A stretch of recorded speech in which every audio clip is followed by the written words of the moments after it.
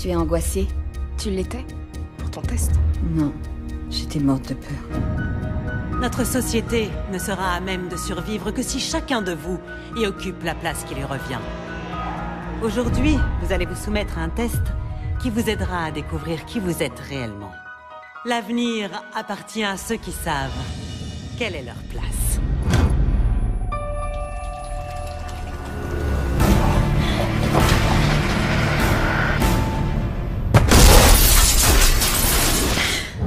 Tes résultats n'ont pas été décisifs. Ça devait me dire quelle voie choisir. On est censé croire au test. Le test est infructueux sur toi. Tu es une divergente. Ne les laisse pas te percer à jour. Ils surveillent tout. Il faut que tu te caches là où personne ne penserait te trouver.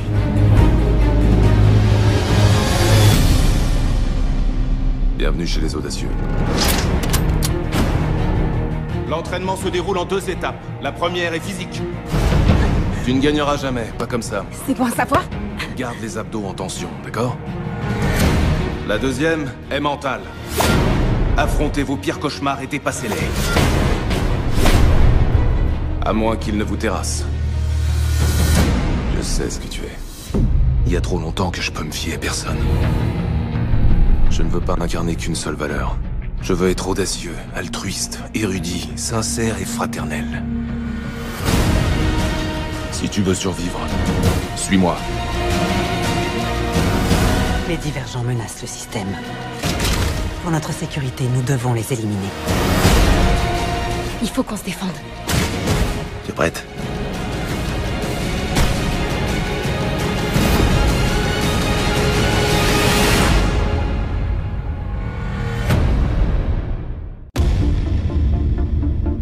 The world of Divergent is giant. It's a book set in the future.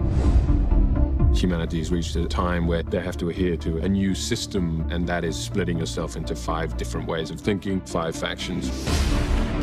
Trish is divergent, which means she can't be categorized into one individual faction. Divergents are not pure. They are ruining the system, and the only way for the system to survive is to exterminate the divergents. It's such a dangerous position to be in. It's really incredible to see the world of Divergent become a movie. This is the kind of thing I would never have been able to imagine. In the Divergent world, you don't question the rules. You don't question the system. Trish does question the system. And that's an incredibly scary place to be in.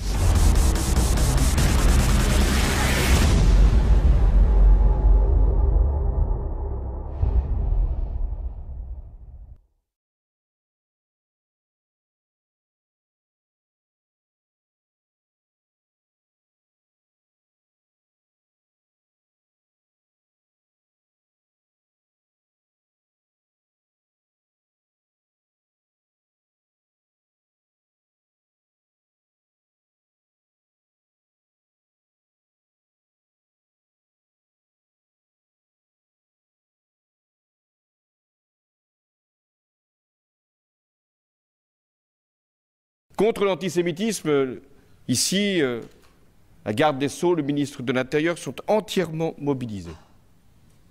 Et vous savez qu'ils ne laissent rien passer.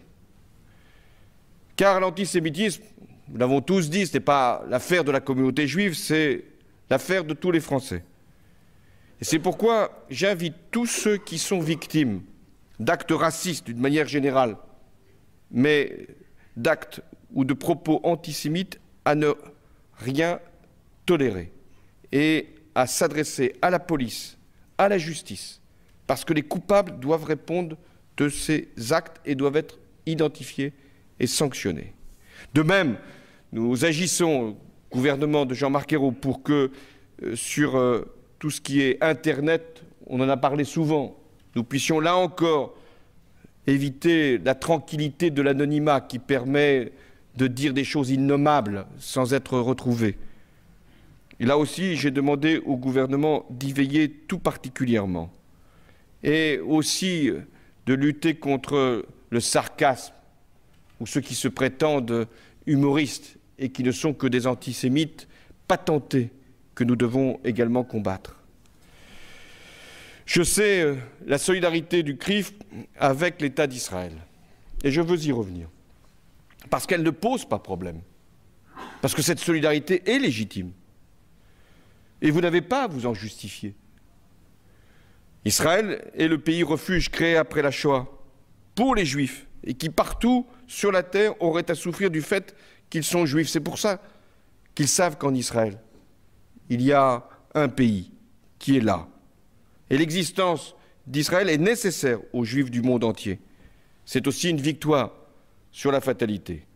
Alors avec Israël, je le sais, les liens sont multiples, ils sont personnels, familiaux, ils sont humains, politiques, culturels, et ces liens, je les respecte. J'étais donc en Israël du 17 au 19 novembre.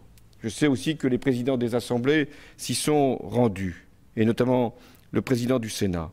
J'étais très sensible à l'accueil qui m'a été réservé et par le président Pérez et par le Premier ministre Benjamin Netanyahou. Je pense que ces accueils, cette hospitalité n'était pas simplement de circonstance, qu'elle correspondait à un lien qui dépassait les personnes, mais qui concernait nos deux pays. J'ai rappelé que la France était pleinement engagée pour la garantie de la sécurité d'Israël.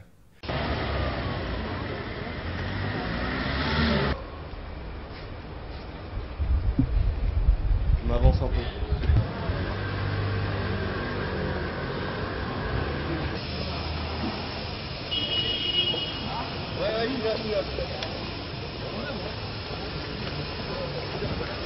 Remise. Un petit sourire à tout le monde. On l'a fait. Merci. On est là. Merci pour votre accueil. Et puis c'est parti. Tout le monde a bien compris que la politique actuelle était paralysée par une mafia. Nous sommes là pour libérer la France de cette mafia. Donc nous irons jusqu'au bout de ce combat. Je crois que notre combat est important ici, indispensable.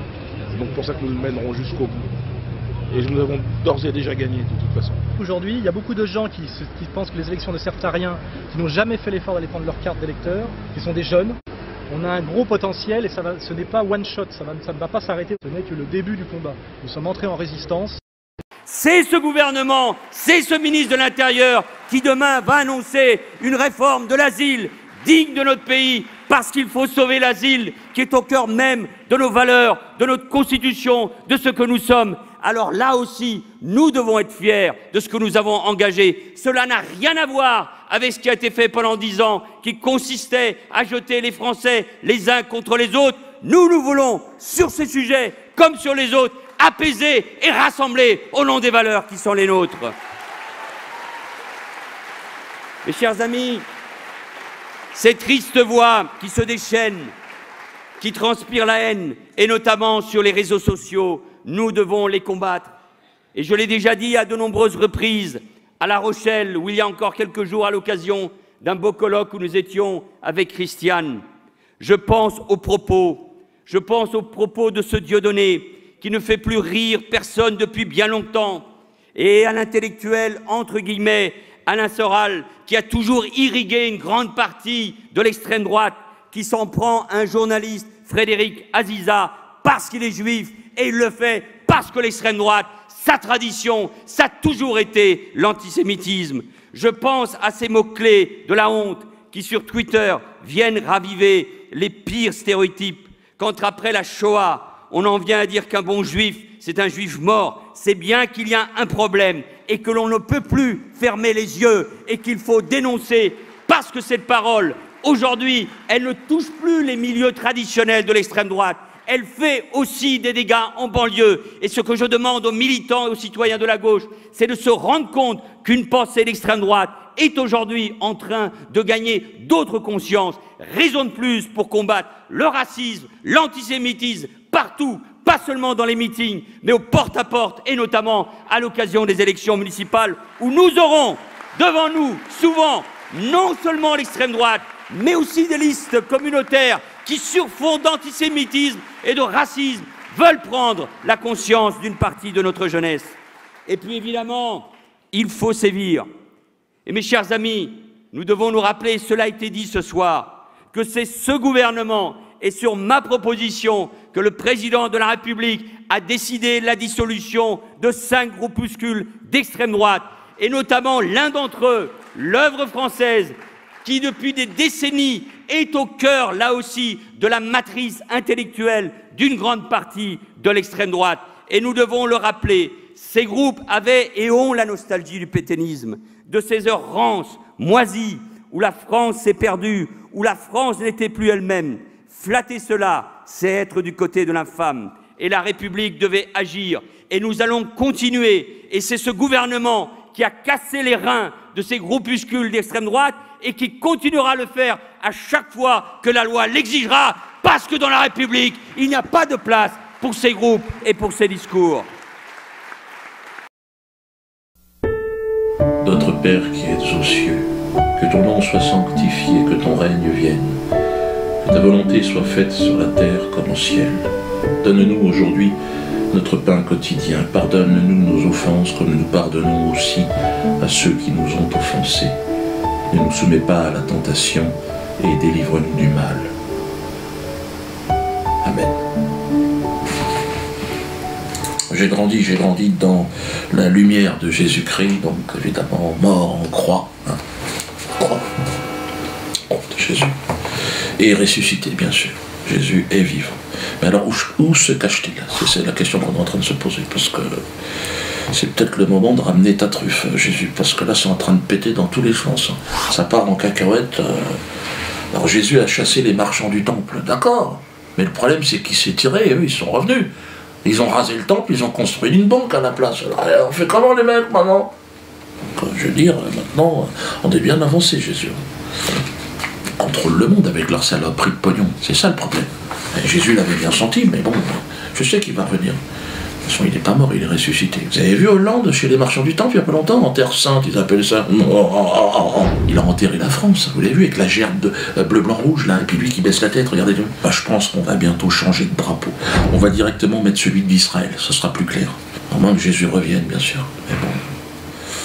Bon, moi, en tout cas, vous savez, je suis dans le collimateur. Hein. Ça a été une semaine très riche. Bon, je les emmerde en face, mais là, la prière, pour vous donner juste un ordre d'idée, la prière que je viens de dire, le Notre Père, je peux très bien être, la LICRA peut me poursuivre. Oui, incitation à la haine. Merde. Mais comment? Jésus était considéré comme antisémite. Pas oublier, hein. Donne à celui qui n'a pas. C'est lui, hein. Ça, c'est passible de la peine de mort en Israël. Donne à celui qui n'a pas. Vous avez vu la semaine dernière, 28 000 € pour chaud ananas. Ah, ça fait cher l'ananas. Hein. Et alors, condamné au nom du peuple de France. C'est-à-dire en votre nom. En notre nom, mais surtout le vôtre. Pour ça que je me dis, il fallait que je vous en parle de ça, parce qu'il y a comme un malentendu. Hein. Cette chanson, tout le monde la chante. Les enfants dans les maternelles, les lycéens, les militaires, les flics, tout le monde chante chaud ananas, chaud abricot, touche à mon cul si ça fait de la musique. Le problème, c'est qu'il y a une taxe. Maintenant, il faut payer. C'est 28 000 €. Ce que je vous propose, c'est d'envoyer un message fort aux tribunaux israéliens et à l'État français, à l'État israélien. À chaque fois qu'ils vont me condamner au nom du peuple de France, en votre nom, le peuple va se rassembler derrière moi, hein, autour de moi, et payer cette taxe. Choananas. Acquittez-vous de cette taxe. C'est très important, et au plus vite, avant le 13, si c'est possible. Hein. Soyez à jour de vos cotisations, s'il vous plaît. Alors, normalement, la taxe, ça correspond à 5,5% de votre consommation en choananas. Alors, si vous chantez beaucoup, si vous chantez pas beaucoup, vous faites le calcul, vous m'envoyez ça à mon nom, Dieudonné Mbala, puisque c'est moi qui ai été choisi pour prélever la taxe Choananas. Et puis, normalement, en 2014, il devrait y avoir une vignette Choananas qu'on colle sur la voiture, vous savez, un peu comme les vignettes suisses, là, sur les autoroutes. Il y aura un ananas, il y aura marqué l'année en dessous, et comme ça, vous pouvez chanter Choananas dans la voiture. Si un flic vous arrête, hop, Choananas.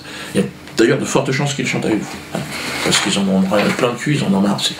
Avec le surplus, s'il en reste, des sommes exigées, je vous propose de réaliser un clip Choananas. Ouais. Puis ça va bien les faire chier, je pense. Ouais. Avec tout un tas d'invités, dont Robert. Regardez, on a tourné les premières images. Choananas. Oh, Choananas. Tu me tiens par le choix, je te tiens par l'ananas. Choananas. Et puis alors, la prochaine fois que je me présenterai devant les tribunaux, c'est un peu pour ça que je vous demande ça, c'est-à-dire le 13 décembre, ça va arriver très vite, hein, c'est avec Fofana, là. C'est libérer Fofana, c'était au moment où il y avait le parallèle avec l'affaire Bourarache. Saïd Bourarache, assassiné, vous savez, par 5 militants juifs extrémistes, et lui, non, ils sont sortis, les mecs, au bout de 6 mois. Donc j'ai dit, bah, libérer Fofana à ce moment-là. On va dire, allez, condamnation. Donc là, on va voir. Le 13, venez très nombreux à la 17e chambre. Hein, vous la connaissez, de toute façon, c'est au tribunal à Paris. On va bien s'amuser. Hein, parce que moi, je vais me présenter en tant que percepteur de la taxe Chouananas. Le juge va me dire, qu'est-ce que vous faites là encore? Mais, disons, vous parlez au nom du peuple de France. Moi, le peuple de France, moi, je suis là juste pour un intermédiaire. Hein. Je leur dis, voilà, il y a la taxe Chouananas. Donc acquittez-vous de cette taxe au plus vite. Hein. Alors, dernière vidéo, 2 millions de vues la vidéo. 2 millions de vues, putain, l'impression monte. Les médias en charge de la propagande de l'État, ils s'énervent. Hein. Soyez encore plus nombreux d'ailleurs la prochaine fois, n'hésitez pas à en parler autour de vous. Hein. Puis abonnez-vous à la chaîne Ayam Diolo, là, n'hésitez pas. Faites grimper les chiffres parce que ça les rend complètement malades. Vous vous rendrez compte, on fait plus que des émissions du service public. Qui coûte une fortune aux contribuables, à vous, à moi. Hein. Alors que moi, bon, j'ai juste mes lunettes, t'as vu? D'ailleurs, tout le monde dit pourquoi tu les touches sans arrêt. Ah oui, ben, c'est le seul accessoire que j'ai, donc quand même que je vous montre que quand même on a des moyens. Donc en face, comme je vous l'ai dit, ils deviennent complètement fous, à l'image de Manuel Valls, le ministre de l'Intérieur. Mes chers amis, ces tristes voix qui se déchaînent, qui transpirent la haine, et notamment sur les réseaux sociaux, nous devons les combattre. Et je l'ai déjà dit à de nombreuses reprises, à La Rochelle, où il y a encore quelques jours, à l'occasion d'un beau colloque où nous étions avec Christiane. Je pense aux propos de ce Dieudonné qui ne fait plus rire personne depuis bien longtemps. Donc déjà, diffamation, Dieudonné qui ne fait plus rire personne depuis longtemps. Mais tu te prends pour qui, toi? Moi, bon, on va lui répondre avec les images de la tournée, si vous voulez, vous voyez bien que c'est faux.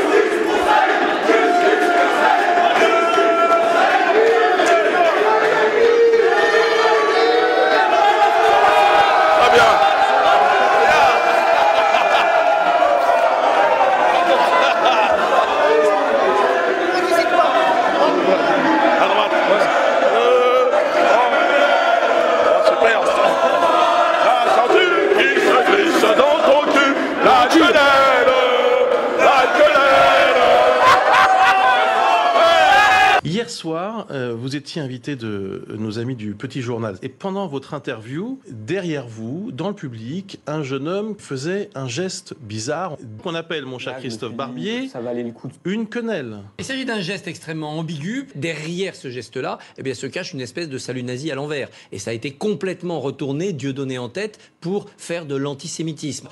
La quenelle est donc un salut qui consiste à placer une main ouverte sur son bras opposé tout en allongeant ce dernier vers le sol. Pour les uns, c'est un bras d'honneur. Pour d'autres, c'est clairement une référence au salut nazi. Dieudonné a lancé le mouvement dans ses spectacles et sur ses affiches. Le sulfuré Alain Soral le fait au mémorial de la Shoah, mais aussi Jean-Marie Le Pen le fait, Bruno Gollnisch, mais aussi des anonymes comme ces pompiers ici, ces militaires devant une synagogue, ces policiers, ces gardiens de prison ou ces bonnets rouges. Et c'est là que ça devient nébuleux. Des gens plus inattendus le font, des stars comme Teddy Riner ou encore Tony Parker. En résumé, des gens qui semblent connaître la signification du geste et d'autres qui font ça pour faire les malins. Voilà, nous vous présentons toutes nos excuses pour cette intrusion visuelle nauséabonde. Bref, revenons à la quenelle, parce que c'est ce qui nous intéresse. Et plus précisément, celle glissée sur la chaîne du porno et de la bien-pensance. Canal+, qui donne des leçons de morale aujourd'hui, c'est intéressant. Un jeune maître quenellier, premier échelon, qui est en stage, nous a offert une très belle performance. Voici l'émission d'hier et je vais vous demander de vous concentrer sur cette personne ici derrière. Et voici le fameux geste limite. Et il l'a fait 16 fois, beaucoup pendant toute l'émission. Une très belle performance, très surprenante, en glissant une barquette de 16 quenelles, sauce écrevisse et champignons, exécutée avec brio, hein, dans une émission poubelle dont j'ai déjà oublié le nom. Quelques feintes, on a vu des feintes. Regardez plutôt, c'est intéressant. Je me gratte. Oui, c'est ça, juste après. Voilà, et je commence dès demain. Et hop, je le fais. Elles ont été glissées en règle, bon, avec une certaine timidité, une frilosité, mais tout à fait normale. Alors le lendemain, le présentateur de cette foutaise télévisuelle, Yann Barthès, alors lui, c'est parti en cacahuète. Il s'est ému. Il s'est excusé au nom de la chaîne. Pauvre petite chatte, il avait mal. Voilà, nous vous présentons toutes nos excuses pour cette intrusion visuelle nauséabonde. Parce que c'est quand même un cuistre de feindre de ne pas connaître la signification de la quenelle. Oui, un salut nazi, on ne sait pas. Attention, Yann Barthès. Pour les uns, c'est un bras d'honneur. Pour d'autres, c'est clairement une référence au salut nazi. Il sait pas trop, le salut nazi. Il est flottant. Bah, tu m'étonnes qu'il est flottant. Parce qu'il oublie de nous préciser qu'il a exécuté ce même geste quelques mois auparavant. L'image du jour, c'est donc ça. Toi aussi, tu as glissé des quenelles, regarde. Vous ne remarquez rien sur ces images? Non. Vous ne remarquez rien. Alors, tu sais pas si c'est un salut nazi? Ferme ta gueule, putain, les mecs. Alors que t'es la pétoche, que tu veux pas te faire virer de ton boulot, Yann, parce qu'à un moment donné, je vais être obligé de lever le ton. Je comprends, parce qu'avec le talent que t'as, tu te retrouveras pas de boulot. Hein. Tu finiras Clodo à manger du caca sur le trottoir. Alors, je veux dire, Yann Barthès, c'est vraiment la donneuse. Hein. Je veux dire, toi, pendant les années, pendant les belles années, il fallait pas venir se planquer dans ta cave, hein, parce qu'attention. Et il a tout balancé, le mec qui a fait la quenelle, vous avez balancé son nom, là où il bosse et tout, le mec il a eu plein d'emmerdements, il m'a appelé, et il sait plus où se mettre le mec. On s'est renseigné, celui qui a fait ça sur notre plateau s'appelle Hamza, il a 22 ans, il est étudiant en histoire à la Sorbonne, il a fait de la télé sur le web, il poste aussi des tweets sur, je cite, les amis criminels de guerre du Premier ministre israélien Netanyahou. Ok Yann, où je continue, hein. C'est un salut nazi, ça, regarde. C'est nazi ou c'est pas nazi, ça? Et c'est là que ça devient nébuleux. Bon, je sais que t'as eu la Lycra au téléphone, hein, qui t'ont soufflé dans les bronches.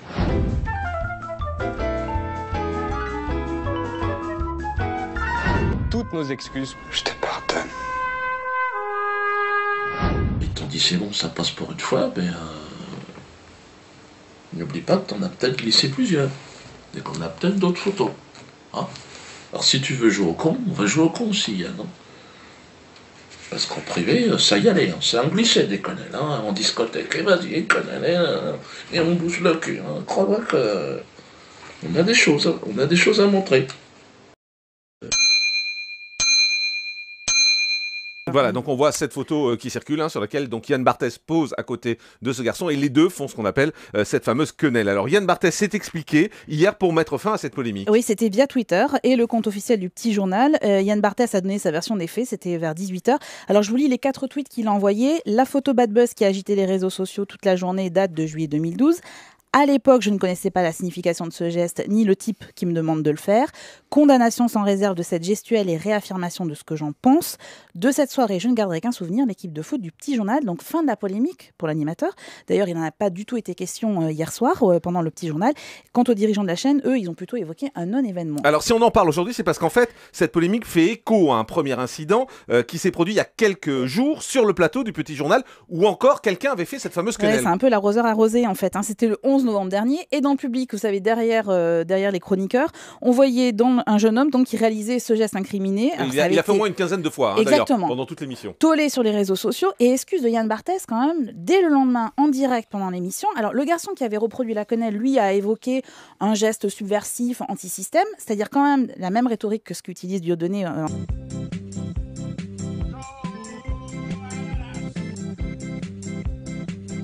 Et j'annonce que les éditions Contre-Culture, par défi, vont rééditer les évangiles.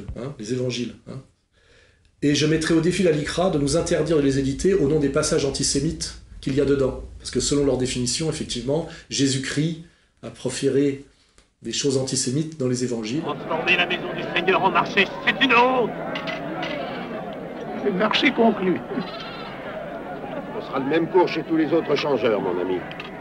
Ça fait 10 shekels et demi. Prends-en 2 au lieu d'1, le Seigneur t'en récompense. Toi, Jérusalem! Toi, Jérusalem!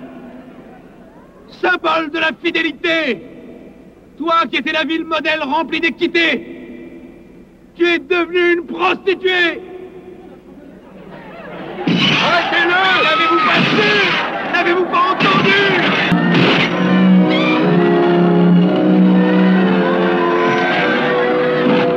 Mes pièces d'or! Rendez-moi mes pièces d'or!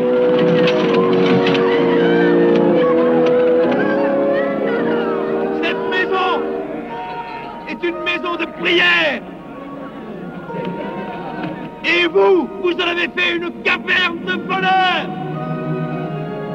E a voi, scribi e farisei ipocriti, perché mondate l'esterno della coppa e del piatto, mentre l'interno è pieno di rapine e di intemperanza. Fariseo cieco, monda prima l'interno della coppa e anche l'esterno diventerà pulito. Guai a voi, scribi e farisei ipocriti, perché rassomigliate a sepolcri imbiancati, i quali al di fuori appaiono splendidi e dentro sono pieni di ossa di morti e di ogni immondezza. Così anche voi all'esterno apparite giusti agli occhi degli uomini, ma dentro siete colmi di ipocrisia e di iniquità. Guai a voi, scribi e farisei ipocriti, perché costruite i sepolcri ai profeti, abbellite le tombe dei giusti ed esclamate: se fossimo vissuti ai giorni dei padri nostri non saremmo stati complici nel sangue dei profeti. E così voi attestate a voi stessi che siete figli di quelli che uccisero i profeti. Voi colmate la misura dei padri vostri. Serpenti, razza di vipere, come potete sfuggire alla condanna della Ghenna? Donc je vais rééditer les évangiles, et j'inviterai les gens à les lire et à voir quel est le message du Christ, et voir que le Christ dénonçait, à travers le Sanhédrin, exactement ce qui correspond aujourd'hui au CRIF. Hein. Il faisait exactement le même boulot. Hein. Donc nous allons nous amuser effectivement à rééditer les évangiles. Je pense qu'il faut que les Français qui sont des catholiques culturels lisent les évangiles, et savent quelle est la morale finalement profonde dans laquelle ils ont été élevés, et verront que les évangiles désignent exactement les mêmes que moi pour les mêmes raisons. Et je demande aussi, pour finir sur une petite note d'humour, si la LICRA compte demain interdire l'ananas comme fruit antisémite, vu le délire dans lequel on est rentré aujourd'hui, avec la criminalisation de la quenelle, dont on essaie de nous faire croire que c'est un geste antisémite maintenant, ou un geste nazi. Hier, ici, sur ce plateau, le Petit Journal s'est fait troller par un quenelliste. Le mec a fait son geste, et on s'en veut de n'avoir rien vu. Il fait même parfois semblant de se gratter avant de le faire. Il s'agit d'un geste extrêmement ambigu. Derrière ce geste-là, eh bien, se cache une espèce de salut nazi à l'envers. Et ça a été complètement retourné, Dieu donné en tête, pour faire de l'antisémitisme. Voilà, nous vous présentons toutes nos excuses pour cette intrusion visuelle nauséabonde. Donc, pour effectivement ne pas risquer d'être traité d'antisémite en faisant ça, je vais faire un geste plus traditionnel, et on verra si la LICRA aussi tend à le faire interdire. Qui est celui-là, hein, voilà. Et je finirai là-dessus. Ici ER, gauche du travail, droite des valeurs. À Paris, quand un amour fleurit, ça fait pendant des semaines deux cœurs qui se sourient, tout ça parce qu'ils s'aiment. À Paris, au printemps, sur les toits les girouettes tournent et font les coquettes, avec le premier vent qui passe indifférent, nonchalant. Car le vent, quand il vient à Paris... Qu'est-ce que ça veut dire pour vous la quenelle? C'est l'antisystémique. Antisystémique? Et elle me pose un problème en fait. Elle me pose un problème, je trouve qu'elle est mauvaise cette question. Au droit de la quoi? À la quenelle. On a une pétition pour le droit à la quenelle. Il faut que m'expliquiez ce que c'est qu'une quenelle. Si c'est ce que je pense, non. C'est quoi? C'est un signe nazi ou c'est un signe antisystème? Je sais pas, je vous le demande. Ben, moi je pense que c'est un signe antisystème qui est pris par certains pour, comme étant un signe qui vous dénonce comme étant anti-sioniste, anti-système. Je sais pas bien. Ouais. Moi quoi d'autre? C'est quoi le meilleur livre que tu as lu? Le meilleur livre que j'ai lu c'est... Pétition pour le droit à la quenelle. Mais bien sûr. Le droit à la quoi? À la quenelle. À la quenelle. C'est pas Dieudonné? C'est un geste. Hein? C'est un geste comme ça. Le truc de Dieudonné? Mais je vais vous dire un truc, je suis allé le voir moi Dieudonné. Ouais. Je suis allé le voir quand j'avais 15 ans Ouais. ou 16 ans. Et je me suis vraiment marré. C'était à l'époque le plus grand comique. C'est vrai qu'on le voit moins dans les médias, le plus grand comique. Moins dans les médias. Comme s'il était déjà mort. Je pense que c'est toujours intéressant de se poser les questions. Qu'est-ce que vous pensez du signe de la quenelle? Je ne connais pas l'histoire de la quenelle, c'est la question que j'ai posée à cette jeune fille. Mais vous avez déjà entendu parler du signe de la quenelle. Oui, mais de manière, pour vous, ça représente quoi? Pas de manière suffisamment précise pour que je puisse faire le moins de commentaires cohérents. Bonsoir. Bonsoir. Est-ce que vous avez parlé de la mort de JFK là ce soir? Non, on n'a pas parlé de la mort de JFK. Qu'est-ce que t'en penses toi? J'ai lu un livre extraordinaire de Stephen King. Qui l'a tué? Mais je sais pas. Je sais pas. Il y en a certains qui disent que ce serait la Fed. Parce qu'il a commencé à imprimer de la monnaie à travers le... Les théories de la conspiration, je suis pas sûr moi. Pourquoi est-ce qu'on n'en parle pas plus librement? Pourquoi est-ce qu'il y a une espèce de crispation sur le fait de... Il y a des théories, effectivement. Pourquoi est-ce qu'on ne cherche pas à les détruire en parlant? Je vais passer dans quoi? Je vais passer où? C'est quoi le droit à la quenelle? C'est quoi ça? C'est quoi ça? Un massage C'est la sur le petit joint. Ah, c'est ça? Ah bah oui. Salut. Ah bah oui. Mais je signe. Le quenelle, certainement. Ah, le truc qui monte là? Non, non. Ouais, le quenelle. Et on a une pétition, c'est pour le droit à la quenelle. C'est quoi le signe de la quenelle? Déjà, je trouve que le présupposé de votre question, il est problématique en fait. Donc ça me pose un problème en fait déjà, à partir de ce moment-là. Pour le droit à la quenelle. Oh non, ça m'intéresse pas ces histoires-là. Qu'est-ce que c'est pour vous la quenelle? Rien, on s'en fout. C'est pas intéressant. Non mais attendez, c'est quoi ça? Et puis quoi encore? Mais vous êtes qui avec carrément une caméra et un truc comme ça? Non, vous ne filmez pas Mais une pourquoi? sortie. Mais parce que... C'est une célébrité. Mais enfin, vous filmez pas avec un truc comme ça va la tête. Il est où le taxi? Quand est-ce que Canal+ va inviter Dieudonné? Je sais pas, mais moi je fais pas partie des gens qui pensent qu'il faut pas l'inviter. Bonsoir, vous étiez là pour le petit journal? Vous étiez là pour le petit journal ou le grand journal? Vous avez reçu des ordres ou quoi? Bonsoir. Ça, on est des superstars. Est-ce qu'on vous a demandé de ne pas répondre aux questions intérieures? Vous avez été briefé ou quoi? Non, parce que personne ne veut répondre à mes questions. Pourquoi vous leur obéissez? Bonsoir. Pourquoi vous pensez qu'ils vous ont dit de ne pas répondre aux questions des gens dehors? Est-ce que vous avez envie d'être rebelle ce soir et de répondre quand même malgré ce qu'ils vous ont dit? Ils vous ont pas prévenu à l'intérieur de ne pas répondre aux questions du journaliste à l'extérieur? Si, ils nous ont prévenu, ouais. Et comment ça se fait qu'une chaîne comme Canal+, qui est si ouverte, si décalée, Je vous laisse libre de votre... Est-ce qu'on peut avoir peur d'une question? Bonsoir, je suis celui pour lequel ils vous ont prévenu de ne pas répondre. Ouais, alors du coup on va le faire parce qu'on est bêtes comme des moutons. Voilà. Pourquoi vous croyez qu'ils disent comme ça de ne pas répondre aux questions? Ils vous aiment pas. Mais comment ça se fait? J'en sais rien. Canal+, qui est si accueillant, si génial, si décalé. Est-ce que c'est pas un peu paradoxal?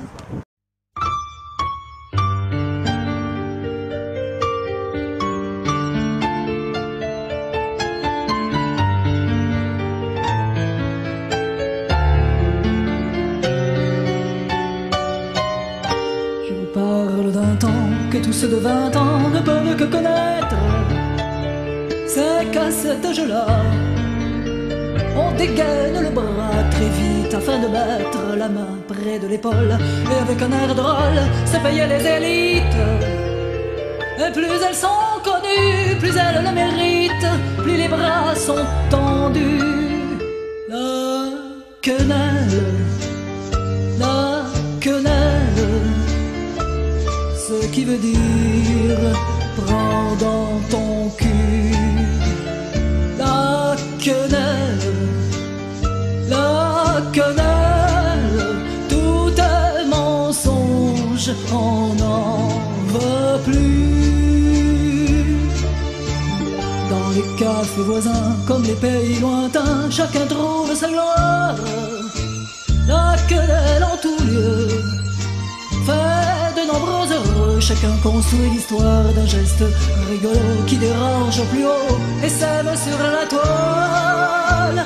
Avant la liberté, d'insolence nationale et d'envie de glisser. La quenelle,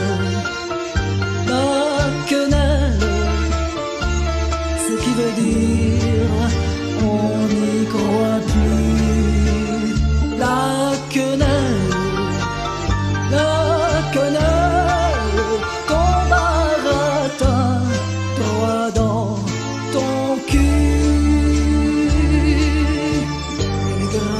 pied à vouloir expliquer. Il passe des nuits blanches par leur esprit malsain. Nous voit en assassin nazi du dimanche, inversant l'air de rien, ne salue rien et criant blasphème. Devant nos airs ravis de l'affaire, quand même de glisser à l'envie. La quenelle, ce qui veut dire, nous on s'en fout. La quenelle, on n'a plus peur de rien du tout.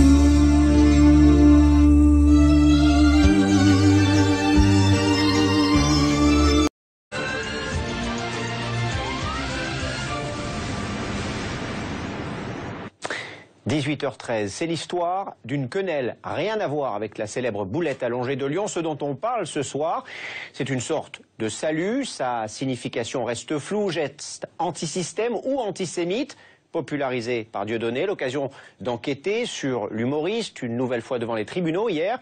Sa popularité, son cercle rapproché et ses autres fans. Dieudonné, l'inquiétant succès. Reportage de Thibaut Dupont, Quentin Bollier avec François-Xavier Couture et Myriam Alma. C'est un théâtre dont personne ne parle. Un théâtre qui, pourtant 4 fois par semaine, affiche complet. Dès notre arrivée, le personnel donne le ton. Dites bonjour à BFM. Ils vont voir les cannibales et les nazis ont rentré. Le côté sulfureux est revendiqué. Les caméras ne sont pas les bienvenues. Interdiction de filmer le one-man show. À l'intérieur, l'une des personnalités les plus controversées de France. L'humoriste Dieudonné, banni des médias, condamné à plusieurs reprises pour injures à caractère raciste et injures antisémites. Il provoque, il dérape, c'est sa marque de fabrique. Je sais que je vais choquer les gens ce soir. Hein, je serai l'incarnation du mal absolu. J'aurais inspiré Mohamed Merah, Youssouf Fofana et une partie de la Deuxième Guerre mondiale. Si t'attends un peu.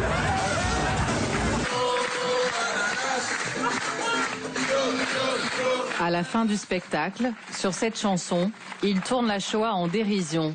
Chanson pour laquelle il vient d'être condamné à 8 000 € d'amende.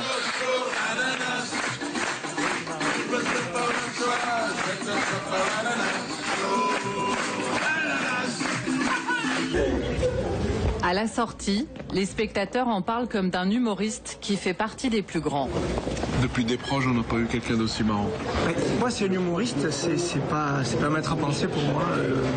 Et voilà, j'ai ri tout du long. Par moment, on peut être un peu choqué, ça c'est chacun le ressent à sa manière. Pour moi, c'est de l'humour provocateur, après les gens en pensent ce qu'ils veulent.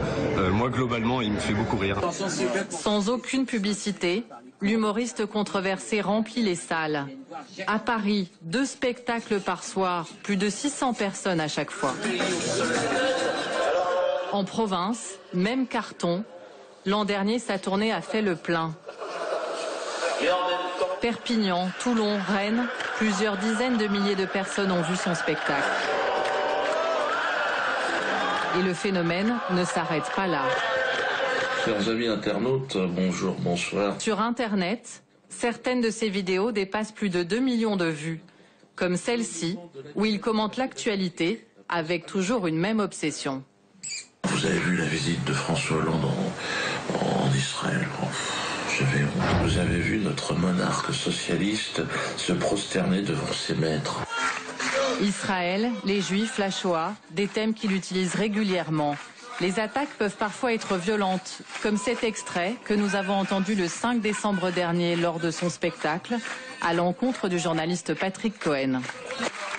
Patrick Cohen a fait une liste noire de personnes que l'on ne doit pas interviewer dans les médias. Quand je pense à ça, c'est dommage qu'ils aient arrêté les chambres à gaz. La popularité de Dieudonné inquiète les associations de lutte contre le racisme, comme la LICRA, mais aussi l'un des représentants de la communauté juive de France. Il porte une responsabilité sur la banalisation de l'antisémitisme, du racisme, du rejet de l'autre. Il le fait avec humour et peut-être avec un certain talent, mais on montre de l'animosité, même avec le sourire, même avec de l'humour. Ça a des conséquences. Ces provocations, qui enfreignent parfois la loi, sont une marque de fabrique, mais aussi une stratégie. Une stratégie commerciale pour Christelle Camus, qui a produit la dernière tournée de Dieudonné. Moi, au début, quand j'ai lancé la tournée avec Dieudonné, j'ai dit Dieudonné, il va falloir des affiches pour coller dans la rue. Affiches, flyers, comme je fais avec tous les artistes. Et il m'a dit non, non, ne t'inquiète pas. Les associations vont bien s'occuper de faire la promo pour nous. Quelles associations? Les associations juives. Ben, en fait, en saisissant les maires, à chaque fois comme avec Monsieur Juppé à Bordeaux, il y a eu un communiqué de presse, comme quoi la LICRA demandait à Monsieur le maire l'interdiction du spectacle de jouer. Et donc, ça vous fait la une des journaux. Donc après, ça vous a fait vendre plus de places? Mais énormément, on vendait 1000 places par semaine dès qu'il y avait un article qui sortait. Elle a fait ses comptes. Avec 26 dates, la tournée a généré des recettes de 2 millions d'euros, avec la vente de produits dérivés comme des affiches ou des t-shirts. D'ailleurs, la productrice est aujourd'hui en conflit avec Dieudonné pour des raisons financières. De leur tournée, il lui reste ces photos prises à la fin de chaque représentation. Une foule en délire, quelques personnes exécutant des saluts nazis, comme ici à Rennes. Un public qu'elle a fréquenté pendant 9 mois. C'est beaucoup des hommes, à partir de 30 ans, même 20 ans, 30 ans, 40 ans. J'ai vu aussi des gens habillés en Hitler, hein, ça c'est sûr, ça m'a plus choqué. Il y a dans les salles de spectacle? Dans les salles de spectacle. Mais il y en a beaucoup dans la salle qui viennent voir Dieudonné parce que c'est un militant, c'est un meneur et tout. Les fans les plus radicaux, il est très difficile de les approcher. Tous ceux que nous avons contactés ont refusé de nous parler. À la sortie du spectacle, une personne disant faire partie du théâtre nous a même filmés. Pourquoi vous nous filmez? Je pense que vous arrivez à filmer facilement les gens et à transformer. Non, mais bah oui, non, nous on demande l'autorisation aux gens, on se présente. Alors vous êtes qui? Pourquoi vous nous suivez comme ça? Un climat de paranoïa, ils se disent anti-système et anti-médias. Mais au-delà de ce noyau dur, il y a des fans beaucoup moins militants, beaucoup plus ordinaires, les plus nombreux. Simon Pierre, 16 ans, a accepté de nous recevoir avec l'accord de ses parents. Cet adolescent a découvert Dieudonné il y a quelques mois. Il regarde chaque nouvelle vidéo. Ce qui lui plaît, c'est son côté contestataire. Le fait que son humour il soit décalé des autres, en fait, parce qu'on a l'habitude des humoristes qui font du stand-up sur scène, de l'humour un peu réglé. Et là, on voit une personne qui sort du lot comme ça, hop, et qui chante son humour, de l'humour noir, sur des sujets un peu délicats, sur la religion, sur les personnalités politiques. Il y a tout ce qui vraiment choque les gens, en fait. Est-ce que c'est bien vu ou pas d'aimer Dieudonné? Non, c'est mal vu. C'est mal vu. Le plus souvent, c'est mal vu. Parce que quand je dis que j'aime Dieudonné, le premier mot qui arrive, c'est antisémite, c'est choquant, c'est toutes ces choses-là. Et non, presque pas mes amis regardent ce genre de vidéos. Simon Pierre fréquente le lycée, il est en classe de seconde. Que pense sa mère de sa nouvelle passion? Dieudonné, Internet, ce n'est pas vraiment sa génération. Est-ce que vous avez regardé avec votre fils des vidéos de lui? Non.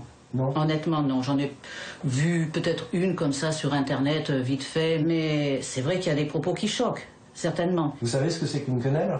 Non, pas spécialement. Vous savez pas ce que c'est? Non, du tout.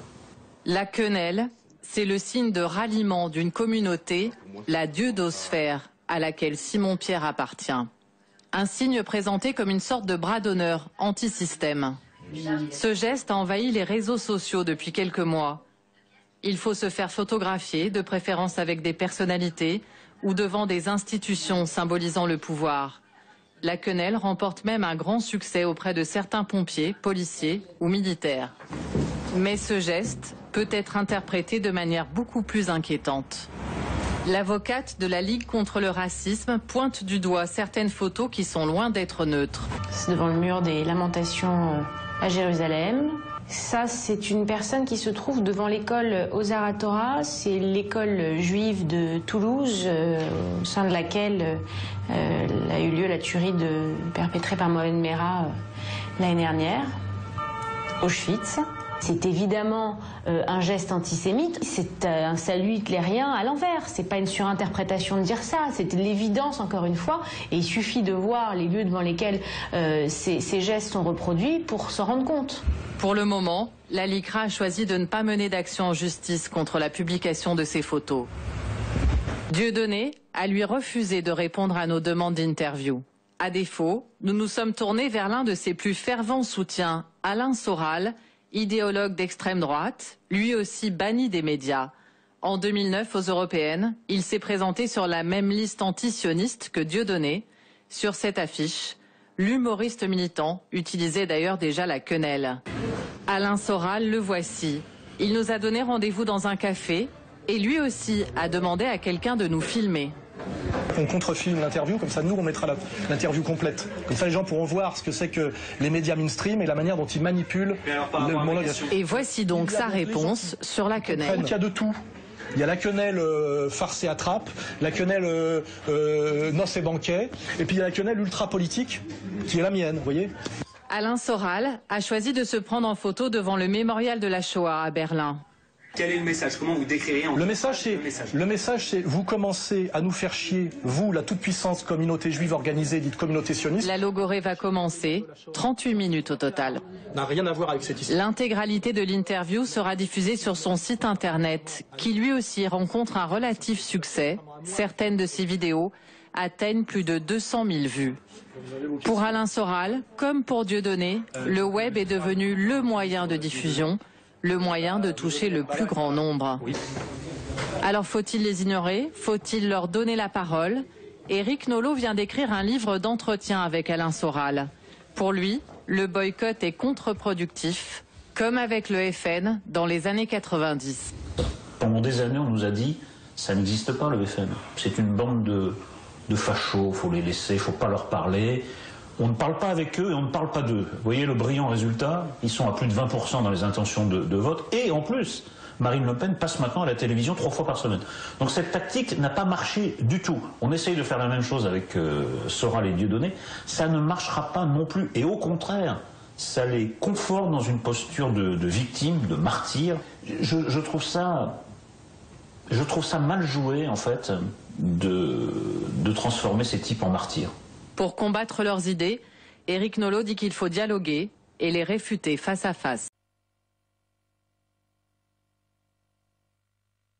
Au moment du décès de Yasser Arafat, 4 rabbins ultra-orthodoxes viennent à Paris se recueillir devant la dépouille du président défunt.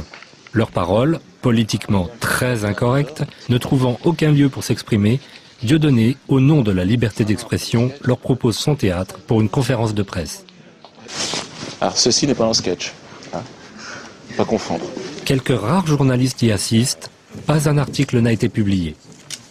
Nous avons le plaisir d'accueillir ici 4 rabbins extraordinaires qui représentent le mouvement Naturei Carta, les protecteurs de la cité, qui sont radicalement antisionistes et qui ont tout de suite accepté l'invitation de venir ici dans le théâtre de Dieudonné, parce qu'ils savent que dans le monde entier, on essaye d'empêcher les gens de réfléchir et d'agir selon leur intuition, leur bonté, leur qualité spirituelle, en les accablant sous les accusations d'antisémitisme. Donc même sans connaître Dieudonné, ils étaient persuadés que c'était une accusation infondée. Et donc je pense qu'il y a beaucoup d'échanges qui peuvent avoir lieu entre toutes les sensibilités tellement variées que nous représentons.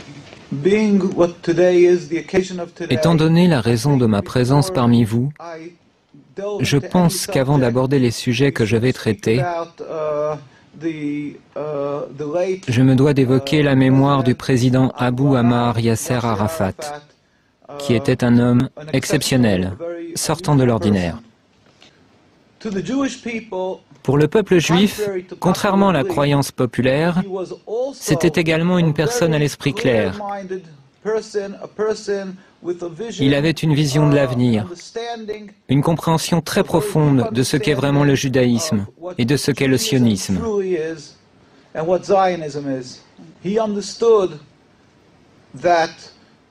Il avait compris que le judaïsme est une sainte religion, plurimillénaire. Et il n'avait absolument aucune forme d'animosité, d'une quelconque façon, à l'encontre du judaïsme ou du peuple juif. Au contraire, il savait que le sionisme est très différent. C'est ce que j'expliquerai brièvement. Les sionistes, bien entendu, le dépeignirent sous les traits d'un antisémite, comme ils le font de n'importe qui, en Europe ou ailleurs dans le monde, qui tenterait de se dresser contre l'État criminel d'Israël et contre les agissements criminels qui émanent de l'État d'Israël. Ils affirment de manière automatique que cet opposant est antisémite, afin d'étouffer son opposition en la faisant passer pour une lutte contre Dieu. Ils donnent à croire que toute personne qui s'oppose au sionisme et à Israël serait quelqu'un qui blasphémerait la Bible et nourrirait de la haine envers les Juifs. Maintenant, je vais vous expliquer brièvement ce qu'est le sionisme. Comme je vous l'ai dit, le judaïsme est une religion plurimillénaire. Elle remonte aux patriarches Abraham, Isaac et Jacob. Le sionisme est à peine centenaire, créé par Theodor Herzl et ses amis, des gens totalement athées, des gens qui étaient totalement étrangers à la religion, qui détestaient la religion. D'après la croyance juive, depuis la destruction du Temple il y a près de 2000 ans, c'est-à-dire depuis l'exil du peuple juif, Dieu a fait jurer au peuple juif de ne point tenter de retourner en masse sur la terre d'Israël.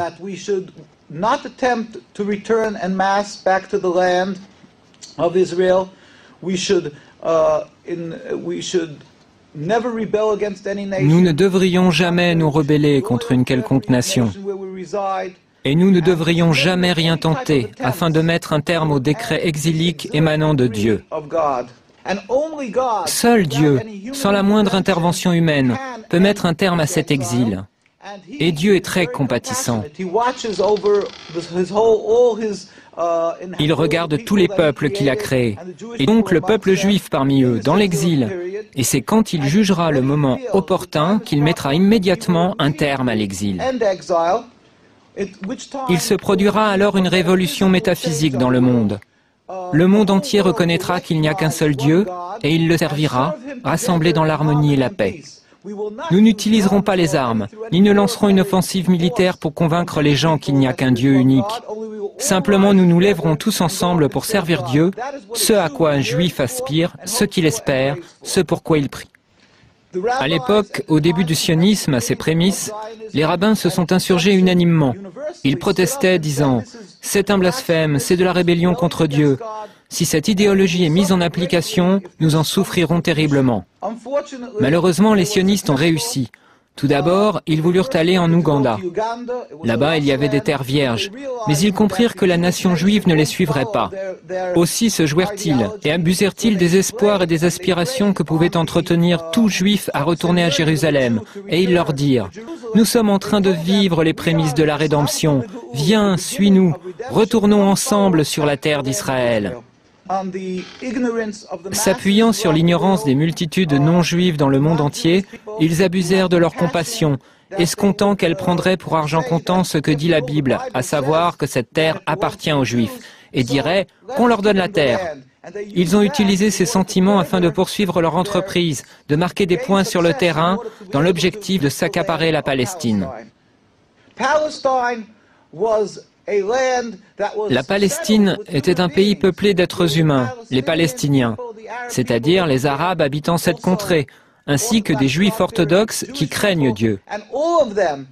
Et tous dirent comme un seul homme, « Nous ne voulons pas d'un État d'Israël, nous ne voulons pas de ça. » Et étant donné que les sionistes ont usurpé la terre, qu'ils sont allés en Palestine et qu'ils l'ont volée au peuple palestinien, ils ont soumis ce peuple par la force des armes, puis ils l'ont expulsé.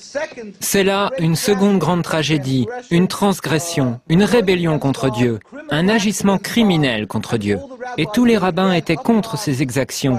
Ils étaient ulcérés, révoltés par ce que ces juifs non religieux, ces sionistes, avaient fait. Je terminerai par ceci. Je tiens à dire simplement que les sionistes, bien loin d'être les protecteurs des juifs et les garants d'un havre de sécurité pour eux, sont en réalité les principaux responsables de l'antisémitisme dans l'ensemble du monde. Là où l'antisémitisme n'existe pas, les sionistes le fabriquent. Ils sont les principaux responsables des dissensions et de la haine envers les Juifs dans le monde entier. Nous prions, nous demandons à tout le monde de prier pour la liberté de la Palestine et pour la venue du jour où la gloire de Dieu sera révélée au monde entier et où nous pourrons tous le servir dans la paix et l'harmonie dans un futur proche. Amen.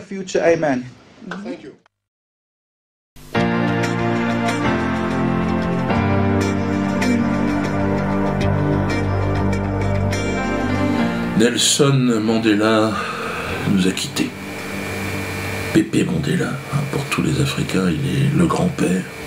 Alors il y a une sorte de Mandela mania qui s'est mis en place, mais c'est vrai que, bon, même si nos amis banquiers, tout ça, se sont rendus là-bas en train de chialer, 95 ans Nelson sur cette foutue planète, et dans la peau d'un nègre, tout ce temps-là, il n'y a pas eu de vacances. Alors en voyant évidemment Sarkozy, Hollande accourir ventre à terre aux obsèques de Nelson, j'ai eu envie de vomir. Sarkozy, vous vous rendez compte, l'assassin de Moammar Kadhafi. Kadhafi qui est celui qui a aidé Mandela pendant toute sa descension, c'est lui qui a nourri sa famille, qui a aidé à s'organiser à l'ANC. D'ailleurs, en sortant de prison, Mandela, qu'est-ce qu'il a fait? Le premier qui l'a remercié, Moammar Kadhafi, merci. Sarkozy l'a buté, il l'a fait buter. Bon, après l'avoir invité chez lui à manger, on est vraiment entre gens de bonne compagnie.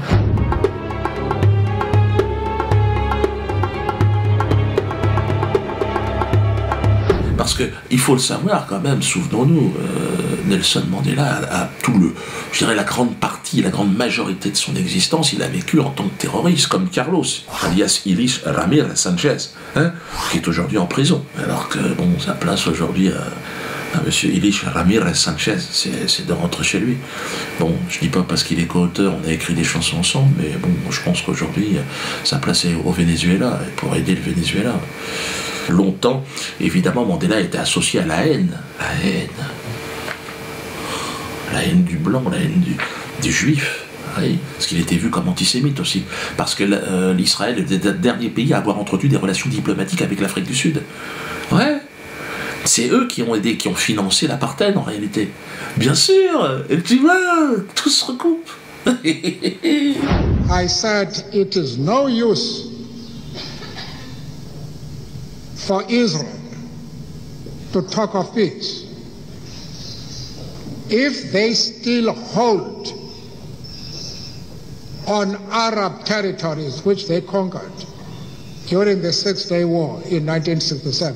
Choose peace rather than confrontation, except in cases where we cannot proceed, where we cannot move forward. Then, if the only alternative is violence, we will use violence. Mandela a été vu vraiment comme une raclure antisémite. Cela dit, ça m'arrive aussi d'être vu comme antisémite. Qu'est-ce que tu veux que je te dise? Mais le pire qui soit arrivé à Nelson Mandela dans toute sa vie, je crois que même 27 ans de prison, c'est des vacances, à côté de ce qui lui est arrivé au moment où il a été obligé, bon, il était fatigué et malade, il était vieux à ce moment-là, de recevoir le prix Nobel de la paix. Oh, saleté, putain, insulte fait à la vérité, à la dignité et à l'humanisme, de manière générale. L'insigne, évidemment, de la collaboration avec les banquiers esclavagistes. Et puis alors, en plus, il a fallu qu'il partage son prix Nobel avec son geôlier, Frédéric de Klerk, le cochon pédophile ami d'Israël. Ah, bien sûr. Moi, je pense que plus jeune, Nelson aurait refusé, comme l'avait fait le Vietnamien, là, le Duc Tao, extraordinaire. Regardez sur Internet, renseignez-vous. Pareil, lui, on lui avait demandé de partager son prix Nobel avec Henry Kissinger. L'autre ordure. Donc, le Duc Tao, il a dit non. Enfin, il est ça veut dire tu peux te la foutre dans ton cul, ton machin de prix Nobel de mes couilles. Enfin, bon, là, c'est en chinois, de mes couilles. La mort de Mandela m'a rappelé aussi évidemment celle de Césaire. Vous savez, toute sa vie, il s'est battu, il a dit des vérités, puis à sa mort, il y a une nuée de vautours tout autour, en col blanc, tous ces escrocs professionnels de la politique qui viennent pour chialer. C'est un grand homme, oh, les grands là-bas. Non, c'est une tragédie grecque. C'est atroce. Hein. Enfin, Salut Pépé Mandela, adios, bon boulot en tout cas. Mais enfin le combat continue, donc nous on n'a pas trop le temps de chialer, hein, parce que le combat pour la liberté c'est aujourd'hui, c'est demain, c'est après-demain. Lui, Mandela, il est mort, quelque part, il est libéré, ben, nous, on reste dans la merde. Donc, la résistance par la quenelle s'organise ici. Hein, donc, on est vraiment les héritiers de Mandela et de Gandhi. Nous, c'est révolution pacifiste, par la quenelle. Hein, la désobéissance civique. Ça, c'est très important. Attention, amis résistants, par contre. Hein. Nous avons le Mossad aux fesses. La nouvelle Gestapo qui s'est mise en place, ah ouais. Alors là, ils font pression sur les autorités françaises, enfin bon, ce qu'il en reste, pour chasser les quenelleurs, partout en France. Ils nous ont déclaré la guerre. Alors il faut qu'on se planque, il faut rentrer dans le maquis, il faut être malin maintenant, enfin malin, on ne sera jamais aussi malin que le malin, mais il faut rester bien groupé, hein, au paquet comme on dit. Hein. Donc soyez prudents, amis quenelleurs. Ils sont peu nombreux, mais possèdent des moyens illimités. Hein. Là, c'est Israël directement. Donc, on peut pas, sur le plan, on va dire, des finances, on peut pas les concurrencer. Hein. C'est eux qui font la monnaie. Donc, prudence, glisser des quenelles en souplesse. Tu vois, et tu te déplaces. Une quenelle là, et hop, l'autre le lendemain. Ah non, j'ai pas vu, je sais pas qui c'est. Hein. Dans un premier temps, vivons heureux, vivons cachés. Si vous quenellez sur votre lieu de travail, sachez que des pressions peuvent être exercées sur votre hiérarchie. On a pas mal d'exemples de mecs sur leur lieu de travail, ils sont emmerdés. Hein. Parce que quand le patron reçoit un coup de téléphone directement d'Israël, tu vois, l'autre il n'est pas habitué. Hein. Allô, c'est la Terre Sainte? Merde. En plus, bon, Terre Sainte, on sait que c'est la terre du vice aujourd'hui, hein, mais bon, trafic d'organes et tout ça. Enfin, donc à ce moment-là, n'hésitez pas à porter plainte contre votre hiérarchie. Si celle-ci vous accuse d'avoir effectué un salut nazi inversé ou un geste antisémite, n'hésitez pas. Hein. C'est de la diffamation. La quenelle n'a jamais été un salut nazi inversé. Non, non, c'est... D'ailleurs, de notre côté, nous avons porté plainte contre Alain Jakubowicz, le président de la LICRA. Donc la plainte a été déposée, je vous l'annonce. Hein, une plainte pour diffamation, bien sûr. Il a affirmé dans un courrier que le geste de la quenelle était un salut nazi inversé. Merde! Mais là, il va falloir qu'il apporte la preuve de ses affirmations, Alain Jakubowicz, devant le juge. Comment pourra-t-il prouver qu'il existe un lien entre le geste de la quenelle et le salut hitlérien? Alors là, j'ai hâte de voir ce qui va se passer. Hein. Comment va-t-il s'y prendre pour démontrer que le geste de la quenelle signifie la sodomisation des victimes de la Shoah? Putain, j'aimerais pas être dans ton crâne, Alain Jakubowicz. Oh putain, c'est pas la merde qu'il doit y avoir là-dedans, mais sachez que le vent tourne. Alain Jakubowicz est en panique. Les associations qui instrumentalisent le combat contre le racisme depuis près de 30 ans sont en perte de vitesse. Ils n'arrivent plus à mobiliser personne. Là, ils ont fait une démonstration de force l'autre jour dans la rue. Allez les gars, on va sortir, on va leur montrer qui on est. On savait même pas qu'il y avait une manif. Hein. On savait même pas, il y avait des gens qui marchaient. Elle est où la manif? Elle est là. Mais elle a commencé quand? Non, mais on est en plein dedans. Là. Mais il n'y a personne. Voilà. Alain, qu'est-ce qui se passe? Alors qu'en face, Alain Jakubowicz, il y a une pétition qui regroupe plus de 120 000 personnes qui demandent la dissolution de ton association de censure, hein, ton association qui nuit à la France et aux Français et à la liberté d'expression. Donc là, c'est sûr qu'il y a le feu à la maison. Vous êtes très puissants les gars, mais vous êtes de moins en moins nombreux. Et la France et les Français commencent à gueuler. Hein. Donc nous sommes tous les héritiers de Nelson Mandela, Alain Jakubowicz. Regarde ma gueule. On arrive et on a envie de toi de pouvoir vivre librement sur cette planète. Si t'es pas content, tu t'en vas. Hein. Tu t'en vas, tu te tires. La résistance progresse. Moi, j'ai envie de dire courage. La victoire est proche. Continuez à glisser des quenelles, toujours plus loin, toujours plus fort. Rendez-vous vendredi, donc 13h30, au tribunal de grande instance, pour ce qui sera la première étape dans l'affaire Saïd Bourarache. Parce que là, je m'étais réservé, mais bon, ça avance. Là, il faut que je vous en parle. Ce père de famille assassiné sur son lieu de travail par un groupe d'extrémistes juifs anti-musulmans. Saïd, âgé de 36 ans, était porté disparu depuis mardi. Ce soir-là, vers 19h30, à l'heure de la fermeture, le maître chien refuse l'accès à un couple. Ce dernier appelle des amis en renfort. Le ton monte, s'ensuit une altercation avec le vigile, des insultes, bousculades et des échanges de coups. Très rapidement, 6 personnes de confession juive âgées de 19 à 27 ans sont interpellées et placées en garde à vue. Les 6 agresseurs présumés qui avaient laissé leur voiture sur le parking ont été arrêtés moins d'1 heure plus tard à leur domicile de Pantin. Certains étaient connus pour des faits de violence. Le corps du vigile a été repêché en début d'après-midi sous les yeux de sa famille. Vous vous souvenez, Au lendemain donc de son exécution, bon, j'avais été rapproché par sa famille et nous avions publié une vidéo sur La banlieue s'exprime à l'époque, que vous pourrez voir d'ailleurs en lien de la vidéo. N'hésitez pas à aller la voir, c'est intéressant, vous allez comprendre pourquoi je suis devant les tribunaux cette fois-ci. Vous devez savoir que les auteurs de ce crime atroce sont aujourd'hui en liberté. Ouais, le plus, ça fait 6 mois, je crois. Ils l'ont roué de coups, plus de 50 coups partout, dans le visage, dans le corps, partout. Il était massacré. Ils l'ont jeté ensuite dans l'eau glacée du canal. Et ils ont dit non. Là, ils sont en train de dire non, c'est un accident. Enfin, on n'a rien à voir là-dedans. Il a voulu nager. Ouais, c'est vraiment se foutre de la gueule du monde. Là, on est arrivé à un degré de... Puis alors là, les associations, évidemment, des associations... Il n'y avait personne. Donc une association antiraciste, il s'est fait rouer de coups, tuer sur son lieu de travail. Nous, on a essayé d'organiser une petite collecte pour sa femme. Ils sont rien. Sa femme, les enfants, rien. Il n'y a plus rien. Ils sont à la rue totalement. On sait maintenant, et c'est important, qu'un groupe d'extrémistes juifs peut tuer en toute impunité un père de famille sur son lieu de travail en France. C'est tout à fait dans la mesure où il fait une demande à la mairie 15 jours avant. Parce que, bon, après, il faut s'organiser. Alors, les associations, en fait, d'antiracistes m'attaquent moi, parce que je m'en suis pris aux assassins de Saïd. Ouais, parce que, soi-disant, je les aurais injuriés. Les criminels de Saïd Bourarage. Mais je leur pisse à l'arrêt, moi. Je les insulte, ce sont des rats, et je les emmerde. C'est ça, le procès du 13 de vendredi. C'est que moi, j'ai dit, c'est pas normal, oh. On peut pas tuer un père de famille parce qu'il est quoi? Parce qu'il est maghrébin? Parce qu'il est musulman? Parce que c'est un simple travailleur français? Antisémite. Mais je suis content d'être là pour le fils de Saïd, que je connais, pour sa femme. J'ai envie de dire, je suis très fier d'avoir à parler de votre père, de ton mari, et d'être condamné simplement pour avoir dénoncé l'injustice autour de ton mari.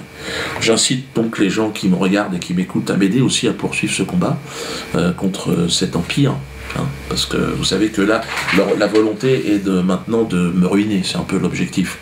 Donc ils me condamnent à de lourdes peines à chaque fois, des sommes extravagantes, quoi. 28 000 euros, là je sais pas combien demander. Mais c'est là où je me retourne vers le peuple de France.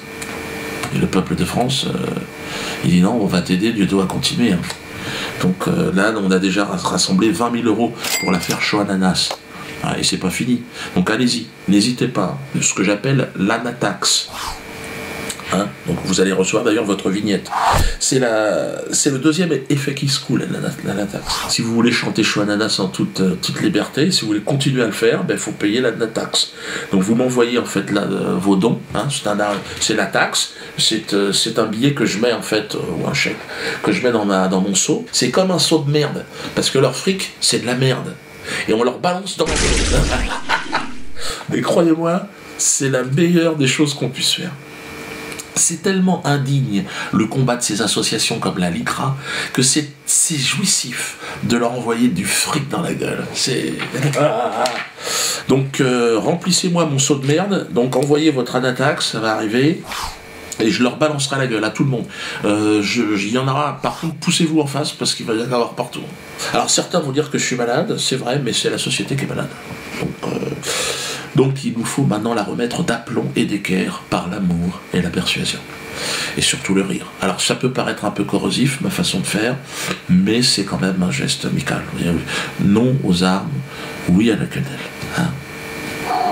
Détendez-vous. On est dans un monde où il faut savoir rire. C'est très important. Ça évite de péter les plombs. Donc je termine. Je vais terminer sur le chant. Le chant que je vais chanter partout en tournée, dans toute la France, en honneur de Mandela, en honneur de la résistance internationale, en l'honneur de tous ceux qui ont résisté.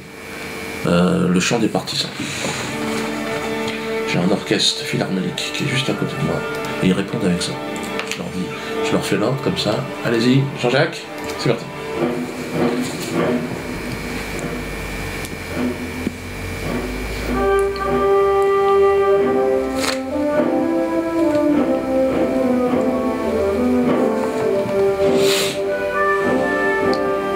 François la la sens-tu qui se glisse dans ton cul, la quenelle?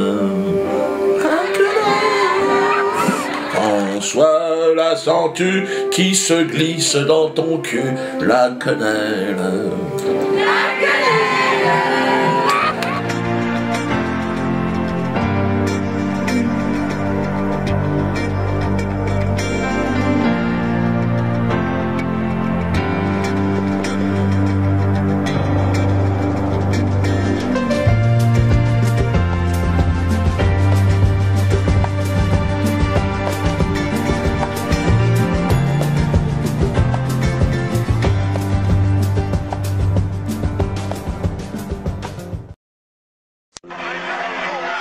أنا من القدس، أنا أشهد وأنا أعرف العرب طيبون جدا. لم توجد مشكلة قبل بدء الحركة الصهيونية. جدتي قالت لي قبل بدء الحركة الصهيونية كانوا يجالسون أطفال بعضهم البعض.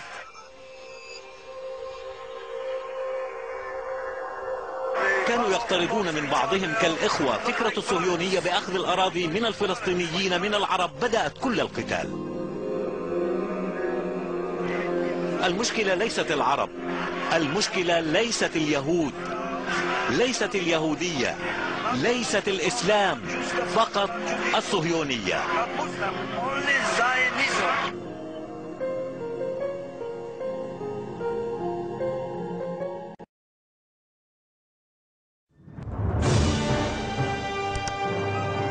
Partager.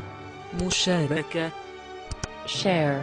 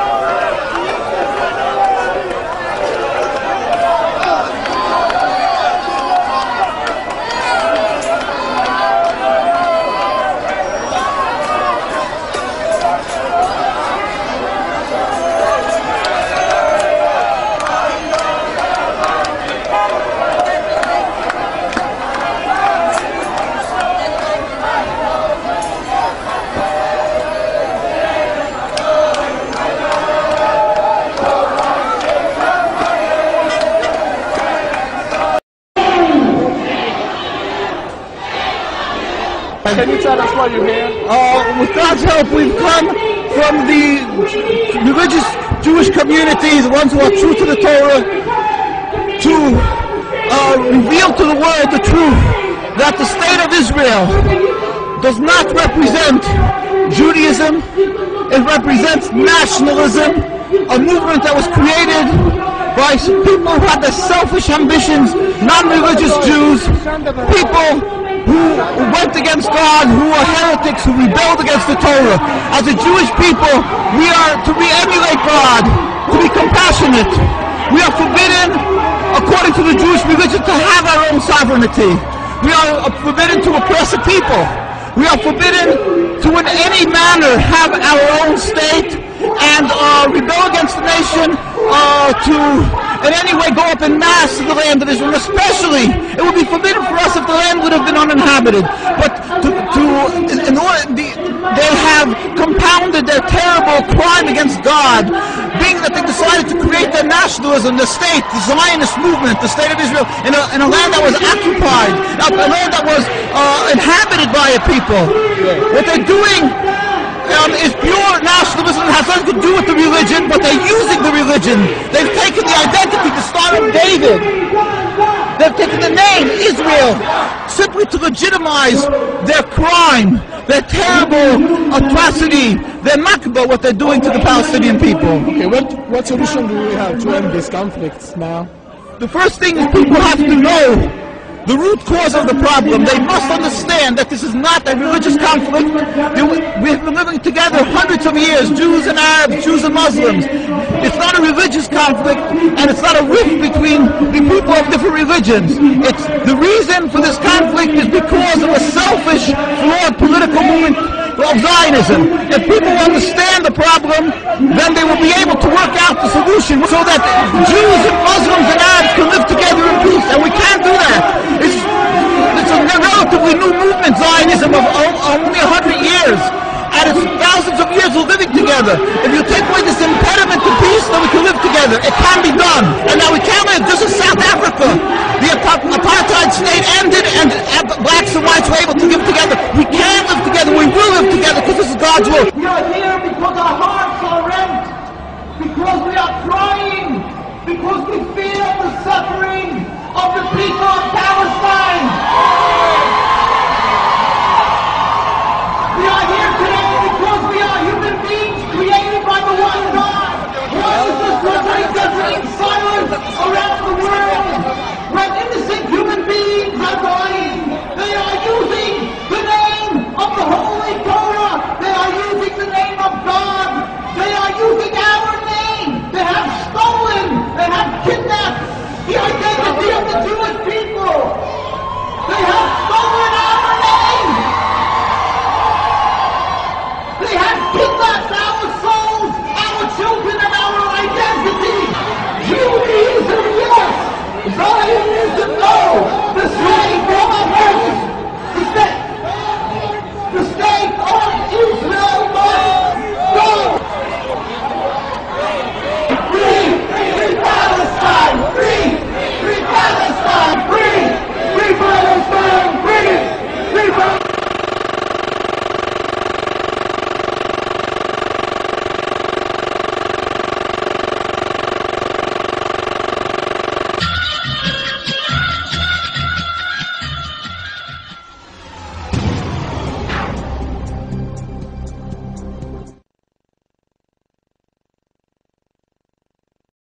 Alors, un des signes de l'antisémitisme, c'est ce phénomène initié par Dieudonné, on en parlait tout à l'heure dans le journal, ce qu'on appelle la quenelle. Il encourage ses fans à faire ce geste de la main à côté de célébrités, piégés sur des photos, des vidéos qui ont beaucoup d'écho sur Internet, vues parfois par des centaines de milliers, voire des millions d'internautes. Ça vous inquiète, vous? Oui, ça m'inquiète énormément parce que ce geste, c'est le geste inverse du salut nazi.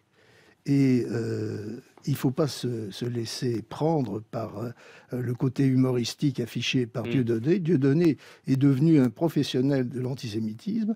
Il utilise sa réputation d'humoriste pour fabriquer de l'antisémitisme et le propager.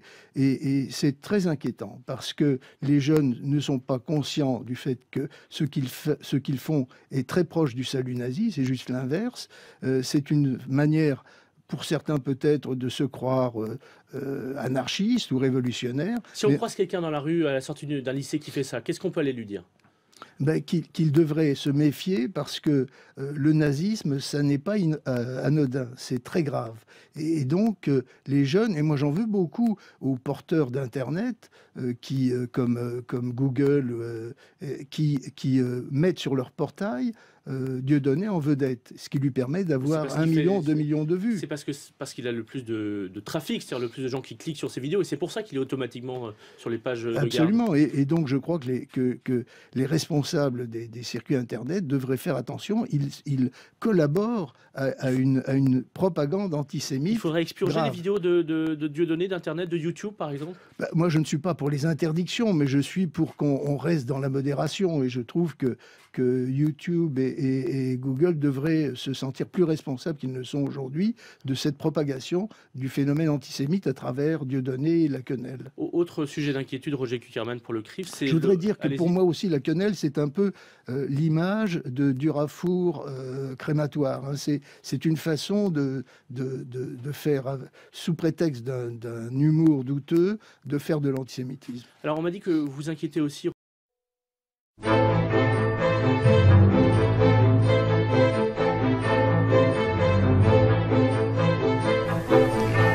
One of the most famous journalists in the United States is Carl Bernstein, who was made famous for exposing Watergate and bringing down a president of the United States. On the Morning Joe show with Joe Scarborough, Bernstein candidly said that the insane Iraq war was created by the, quote, Jewish neocons. Watch this clip. This was an insane war that brought us low economically, morally. We went to war against a guy who had absolutely nothing to do with 9/11. It was a total pretext. It's inexplicable. And there you go to Cheney, there you go to Bush, there you go to the Jewish neocons who wanted to remake the world. Maybe I can say that because I'm Jewish, and to bring about a certain result in the Middle East. I'm not really sure that you can. Okay. I'm not really sure. I'm not really sure that you can. Go ahead. It'd be much worse if a Southern Baptist said that. But I think actually some would accuse you of Bush derangement syndrome there, that there was this grand conspiracy of the neocons, and you said Jewish neocons, that they somehow went to war on a pretext for the state of Israel. You know, after the Romans conquered the Mediterranean, their subjects obviously could not openly criticize their rulers. Of course, a Roman could say more truthful but disquieting things about the Romans, which no subject or slave could dare say. So I'm thankful for the honesty of Carl Bernstein. I believe the day is coming when many more people than myself or Mr. Bernstein will speak about the critical issues facing America and facing the world. There is no greater threat to America and all of humanity than the threat of Zionist globalism.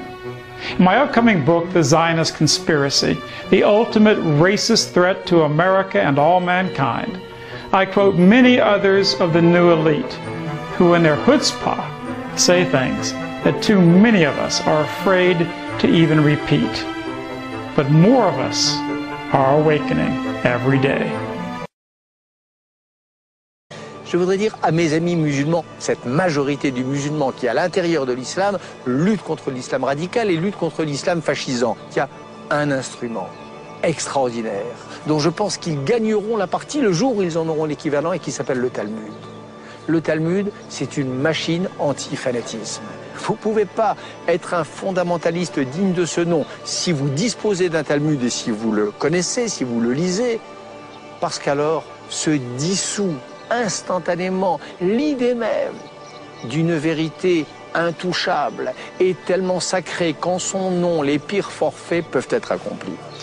On ne verrait plus des masses de fanatiques défiler devant telles ambassades, brûler tel drapeau ou commettre tel meurtre au motif que l'on aurait insulté la figure sacro-sainte du prophète. Non, il n'y a pas de sacro-saint. La pensée juive, elle a aussi pour effet de casser en son milieu l'idée même du sacro-saint. C'est le sacré ou c'est le saint? Si vous êtes du côté du sacré, vous êtes du côté du fondamentalisme. Si vous êtes du côté de la sainteté, vous êtes du côté de la loi.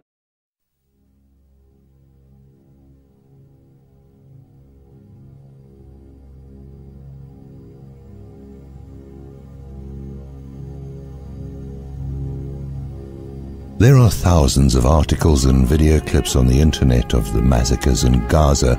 Unarmed civilians are being shelled. Children are dying. Bad karma. It brings more hatred on Israel. They are already the most hated people in the world because of their leaders' cruelty, violence, and abuse in Palestine and surrounding countries. It's a different morality. Matan Vilnai, Deputy Defense Minister, said on Army radio they would bring a Shoah or Holocaust on the Palestinians. His remarks were reported worldwide. It's not good. There will be a backlash against ordinary Jews. I'm scared of that. It may bring on a second Holocaust. In the Jewish religious book, the Talmud, it says that non-Jews or Goyim are filth, nida, dogs, cattle, pigs, beasts, and monkeys. Killing them is allowed, it says. Murdering Goyim is like killing a wild animal, and it says Jews may kill and rob non-Jews. When a Jew murders a Gentile, Kathian, there will be no death penalty. What a Jew steals from a Gentile, he may keep. So there is an evil in it, as it's a death wish.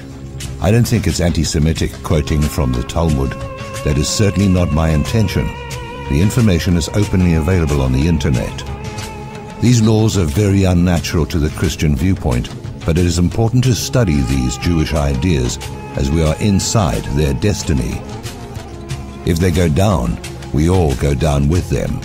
They control our leaders and they own the dollar and command the financial markets. They order our armies to war. They start a world war, and if Israel is destroyed, there will be hell to pay. They are going to take it very personally. I'm sure most decent Jews don't hold to the Talmud's ugly laws, which were written down more than 1,000 years ago when people were less evolved and less aware.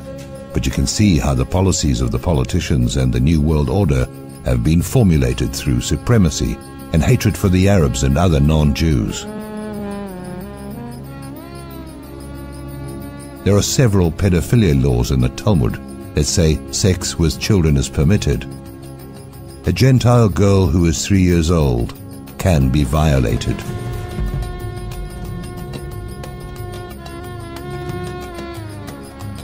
Sexual intercourse with a little girl is permitted if she is 3 years of age. When I read this, it rattled me for days. I was shocked. But it might explain the pedophilia epidemic in Hollywood and the UK, as the people in power there believe penetrating a small boy or girl of just 3 years old is condoned by God.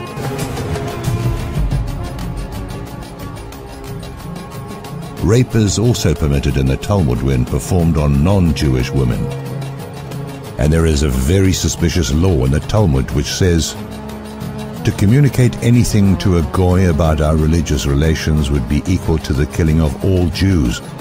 For if they knew what we teach about them, they would kill us openly. So that sets up the second Holocaust. You can see the danger. The contents of the Talmud are supposed to be kept secret, but there are hundreds of thousands of pages on the internet, so everyone can study them and learn about the laws of the Jewish people. You are not allowed to hate the Jews or harm them just because they may hate us non-Jews. Love is the only way through, no matter how demonic things get. The Talmud says, the highest form of wisdom is kindness, so there is always hope. The driving force behind the New World Order, a Zionist ideal, is thought to be this law.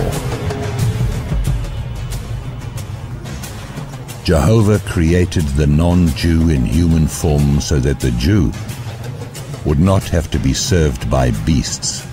The non-Jew is consequently an animal in human form and commanded to serve the Jew day and night.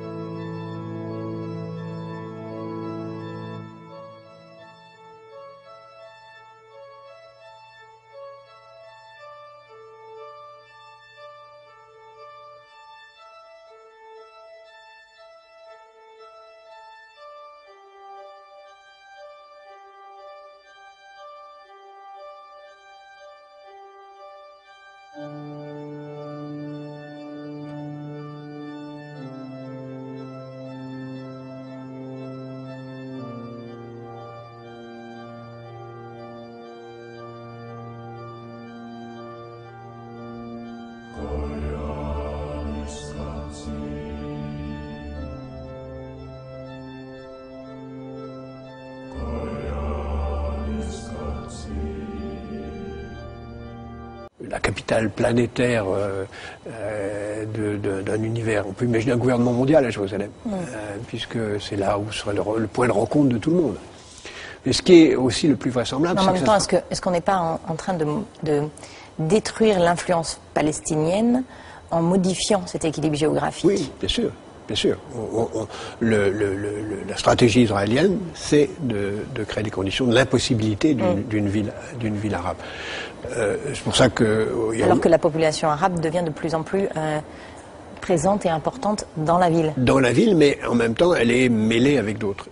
Et puis, il y a aussi la solution qui consiste la plus vraisemblable à ne rien faire. On le voit dans les dernières négociations qui ont commencé récemment entre les administrations israéliennes, américaines, palestiniennes, avec l'idée de on va tout régler dans le conflit du Moyen-Orient, sauf deux questions, celle des réfugiés et celle de Jérusalem. C'est-à-dire que Jérusalem ne sera pas la première question réglée, mais la dernière. C'est pour ça que d'ailleurs, dans la tradition juive, on dit beaucoup que la paix à Jérusalem est la condition de la venue du Messie. Le Messie arrivera par une certaine porte de la vieille ville et il arrivera soit pour faire la paix, soit quand la paix soit faite. Donc, véritablement, il y a une dimension en quelque sorte utopiste, messianique ou utopiste, de Jérusalem comme lieu de la paix. En fait, les espoirs de paix dans cette région sont liés à ce qui se passera à Jérusalem même? On a souvent dit, par exemple, que le Liban serait le deuxième pays après l'Égypte à faire la paix.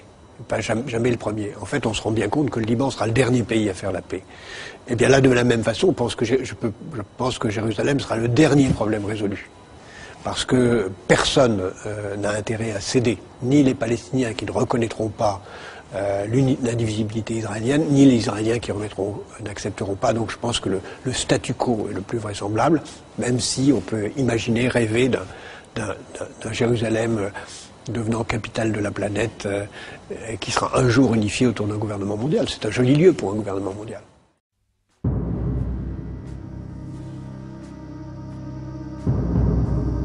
Julien Drey, lui, se distingue nettement de ses camarades. Je ne suis pas d'accord avec ce qu'a fait Benoît Hamon aujourd'hui concernant Frédéric Mitterrand. Je pense qu'il y a des combats plus nobles pour le Parti socialiste que celui-là. Et je trouve que c'est assez déplacé. Ou alors il fallait le faire dès le début. Il ne fallait pas le faire en réaction à ce qu'a fait le Front National. Je ne suis pas d'accord avec ce qu'a fait Benoît Hamon aujourd'hui concernant Frédéric Mitterrand. Je pense qu'il y a des combats plus nobles pour le Parti socialiste que celui-là. Je pense qu'il y a des combats plus nobles pour le Parti socialiste que celui-là. Le Parti socialiste, le Parti socialiste, le Parti socialiste, le Parti socialiste. La gauche avec Claude Dubin, ça suppose de ne pas oublier non plus l'histoire commune entre les socialistes, Israël et les juifs, qui a pu connaître à tel ou tel moment des difficultés, mais qui a aussi des traditions extrêmement fortes que je voulais rappeler maintenant. Am Israël Chai, Am Israël Chai,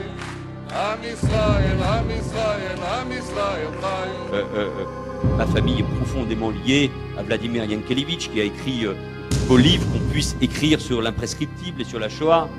Par ma femme, je suis lié de manière éternelle à la communauté juive et à Israël, quand même. Vous avez devant vous la seule responsable politique française qui s'est clairement exprimée contre l'accès de l'Iran au nucléaire civil. Moi, je considère que là se trouve le plus grand danger pour la sécurité d'Israël et du monde. Pas seulement d'Israël, d'ailleurs, de toute cette partie du monde. Il y a une situation très difficile en Israël pour la population. Il y a une situation très difficile en Israël pour la population. Il y a une situation très difficile en Israël pour la population. Il y a une situation très difficile en Israël pour la population. Ah. Mais dans le cas d'Israël, ça va au-delà de cela. C'est que l'Israël est quand même né de l'incapacité de l'Europe dans l'histoire à protéger les Juifs contre les pogroms et finalement contre la Shoah et l'Holocauste. Israël est un pays qui vit dans un environnement qui continue à le menacer.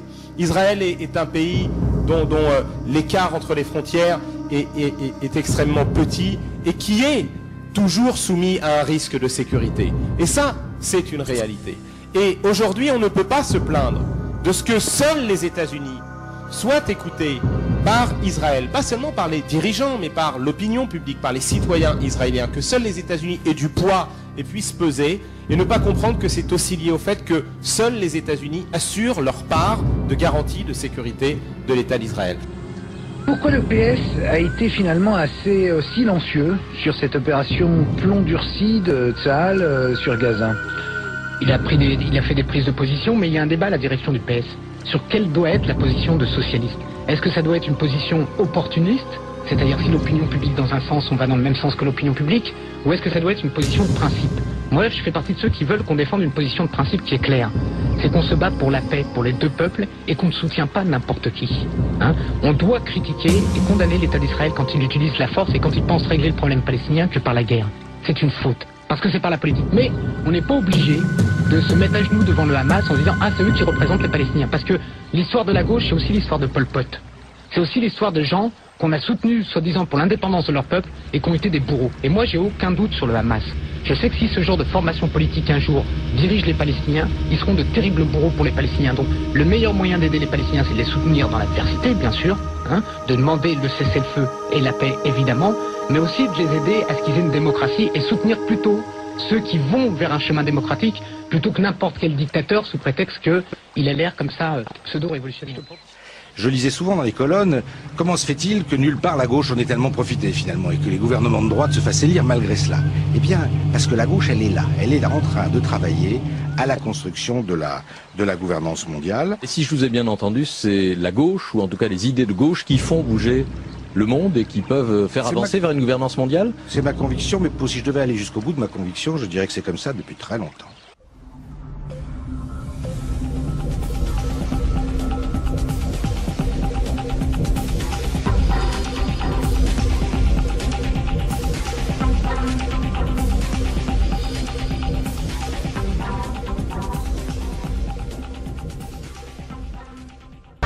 Enfin, il faut savoir que les francs-maçons prônent l'universalisme. Actuellement, on nous parle du mondialisme, mais c'est un sous-produit, ou c'est un autre nom. Les maçons, depuis 150 ans ou plus, 200 ans, parlent de l'universalisme, c'est-à-dire, entre autres, du gouvernement mondial qu'ils appellent de leur vœu, et bien entendu avec les mêmes lois que vous connaissez, c'est-à-dire des lois très libérales qui permettent à l'homme de faire ce qui lui fait plaisir.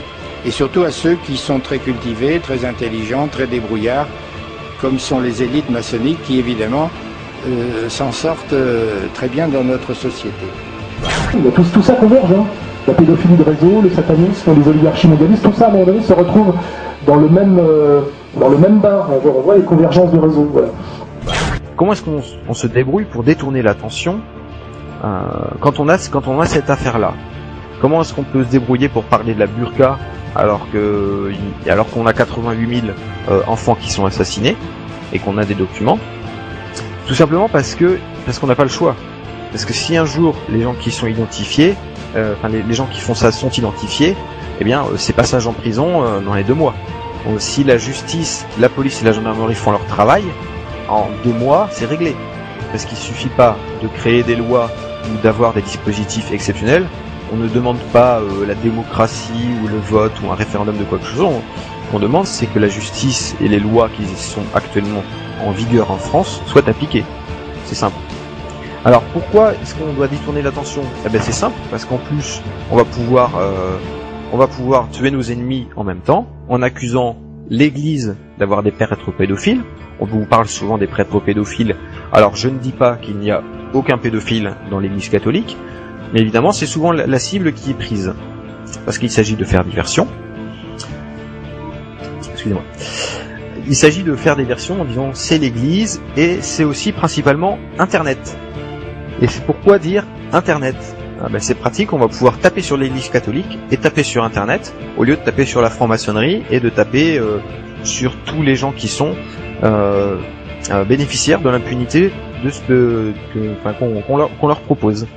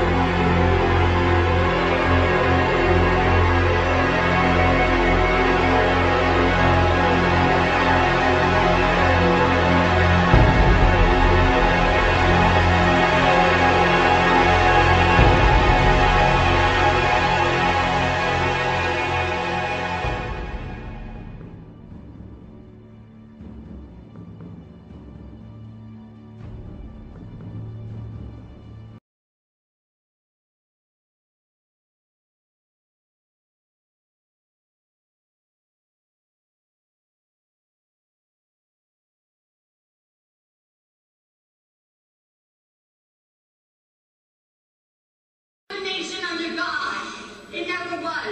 A bizarre scene on the floor of the House of Representatives as the official stenographer suddenly freaks out. The Constitution would not have been written by Freemasons. They go against God. It happened at the close of the historic vote to end the government shutdown. Watch as House stenographer Diane Reedy calmly marches up to the podium and has a meltdown as the nation watched. He will not be mocked. He will not be mocked. He will not be mocked. Don't touch me. He will not be mocked. The greatest deception here is this is not one nation under God. It never was. Had it been, it would not have been. No. It would not have been. Constitution would not have been written by Freemasons. They go against God. You cannot serve two masters. You cannot serve two masters. Praise be to God, Lord Jesus Christ. Praise be to God. She was hustled off the floor of the House by Capitol Police and taken to the hospital for a mental evaluation. Constitution would not have been written by Freemasons. Reedy was ranting about the Founding Fathers and Freemasons, who have long been a target for conspiracy theorists. Fictional about this stenographer's public meltdown in front of millions of people on live TV. This is not one nation under God. It never was. Now, Diane's husband, Dan, is on the telephone right now to tell us the true story of what happened. We don't want to hear what the news media says about it. We want to hear exactly what happened. Thank you, Rick. It's so good to be here. The job of stenographer, I assume that Diane's responsibility was to write down and record everything that was being said on the floor of the House that would go into the congressional record. Is that basically what she does? Yes, Rick, that's right. She's one of 7 that rotate on a basic 10 to 15-minute basis, and they're responsible for everything that's spoken on the floor and from the speaker. How many years did she work for the House, starting with the committees until she became a floor reporter? I think it's about 8 to 9 years. She's actually got to be, to a certain extent, you can only be so friendly with, the men and women of Congress. But it's just, there's a wonderful group of people there, and I'm not ashamed to say it all. She's looked upon and regarded very highly there.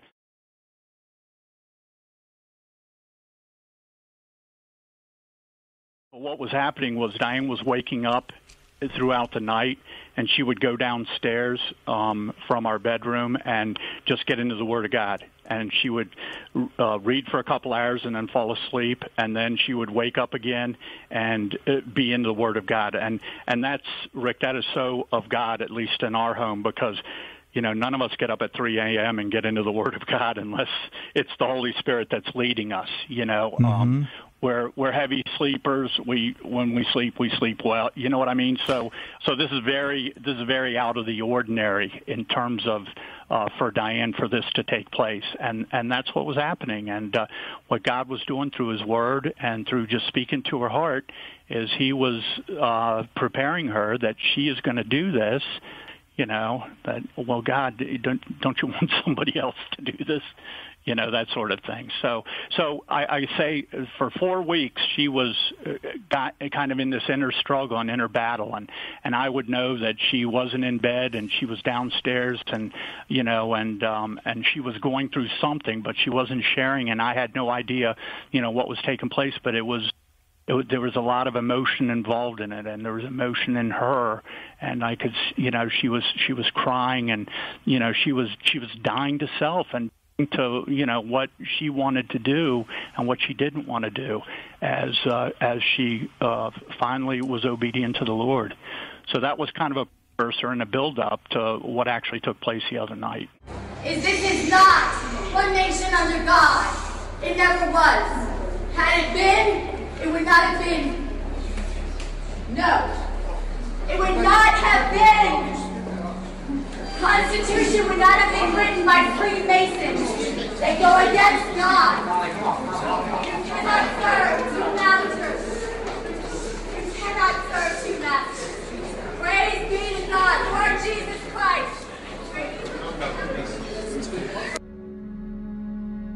Be not deceived. God is not mocked.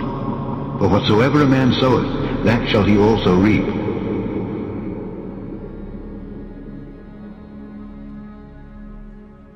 No man can serve two masters, for either he will hate the one and love the other, or else he will hold to the one and despise the other. Ye cannot serve God and mammon.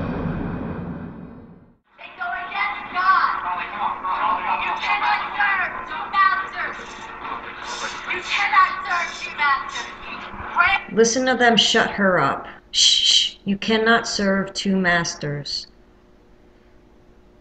But shush up, Diane. You can't quote the word of God in front of demons. They don't like that. They fear that. And look at them. Look at them. These cowards who applaud the killing of unarmed women with babies in their cars. These are the demons. Praise be to God, Lord Jesus Christ. Congresswoman Ileana Ros-Lehtinen. This woman needs to be applauded. She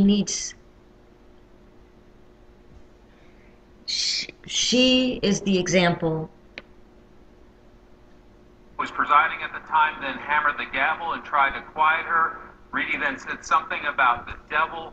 Ros-Lehtinen called it sudden, confusing, and heartbreaking, and noted that this... Confusing and heartbreaking. Oh, this poor woman lost her mind. No, she didn't.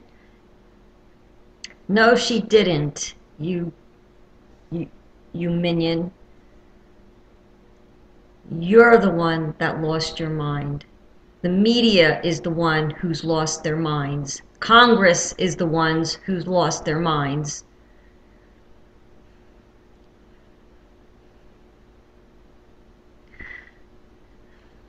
You people are so full of deception that you can't even bear to hear the truth for 1 minute. And spoke with some of the members who watched it unfold. It sounds like a sad incident. It sounds like this person may have had some sort of a mental health episode. Look at this witch labeling the truth. Someone who's speaking the truth. Watch her label her and bash her into the ground. What a technique. What a technique used by the propagandists in front of demons. And she exposed these demons for who they are, and exposed the facade that our country,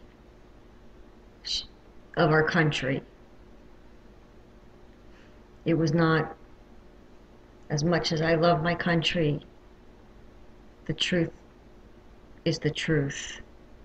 And our forefathers were Freemasons.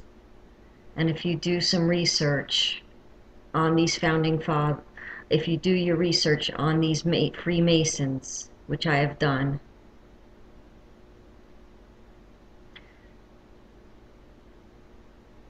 then you will also come to the conclusion that this country and all that is said about it is just a facade. And the only thing holding our country together is the prayers of the saints. Diane Reedy is well known to House lawmakers as one of the stenographers who regularly works on the House of Representatives floor. We're told she walked up to the podium below the presiding officer and asked if the microphones were on. She then began saying things like, "Thus spoke the Lord," and "This is not the Lord's work."